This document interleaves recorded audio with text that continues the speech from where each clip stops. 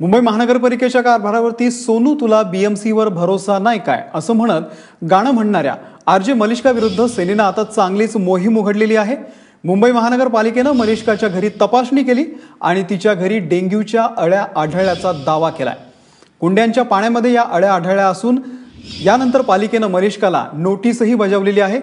तर दुसरीकडे नगरसेवकांकडून मलिष्का आणि रेड एफएम वरती 500 कोटींचा अब्रू नुकसानीचा दावा ठोकण्यात यावा अशी मागणीही केली जाते।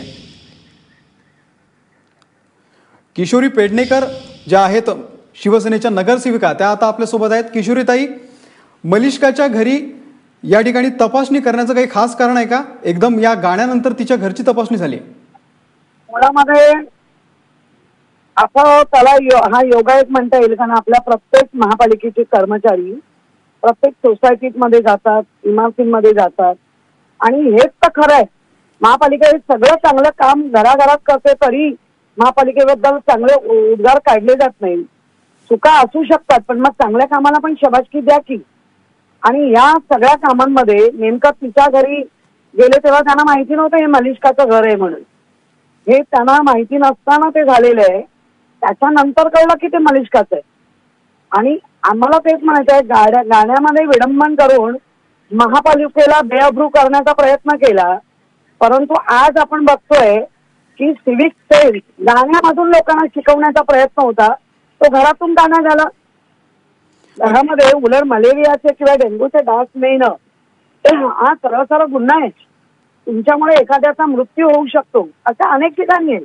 आता हिच्याकडे मिळाला, योगायोग झाला आणि तोच आपण सांगतोय की सिव्हिक सेन्स तुमच्याकडे नाही तर दुसऱ्यांना काय शिकवतात।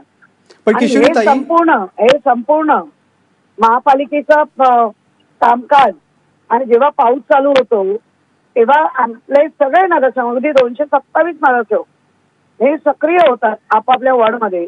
पण त्यापेक्षा आमचे पक्षप्रमुख लगेच आमचं जेव्हा शिबिर घेऊन आम्हाला सांगतात की तुम्ही स्वतः पण तुमच्या सोसायट्यांमध्ये जा, तुमच्या इमारतींमध्ये जा, लोकांमध्ये अवेअरनेस करा, बऱ्यापैकी याचं प्रमाण आपण कमी करतोय।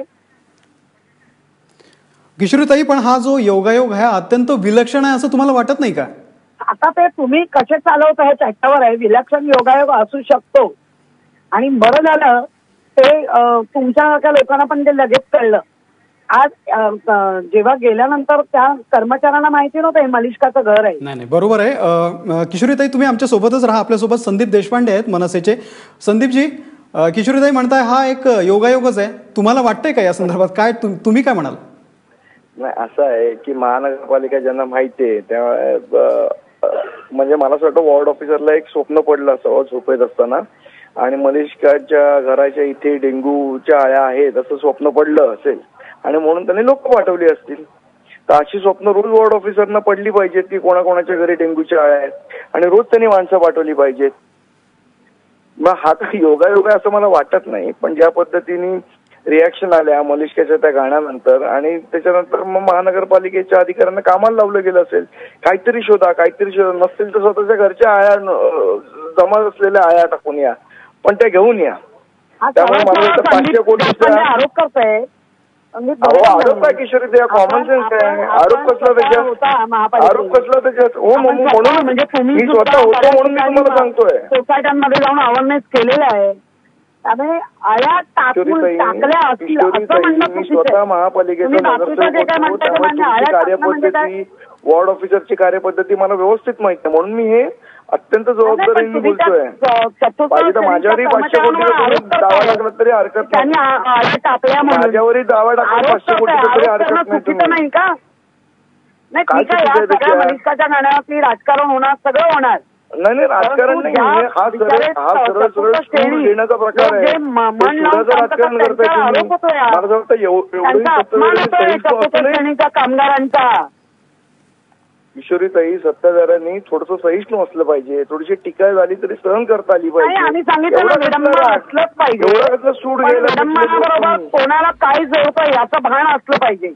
आणि मला असं वाटतं की महाराष्ट्रातली सगळी जनता, मुंबईतली जनता एवढी मूर्ख नाहीये की हा म्हणून परत बसवलं की आम्हाला मुंबईची जनता खरंच छान आहे म्हणून फसवलं ना. हो, तेच तुम्हाला मी सांगतो. आता ज्या पद्धतीने तुम्ही मलिष्काच्या बद्दल एखाद्या महिलेबद्दल वागताय त्या पद्धतीने तुम्ही कशा प्रकारची तुमची मानसिकता झाली लोकांना कळतंय.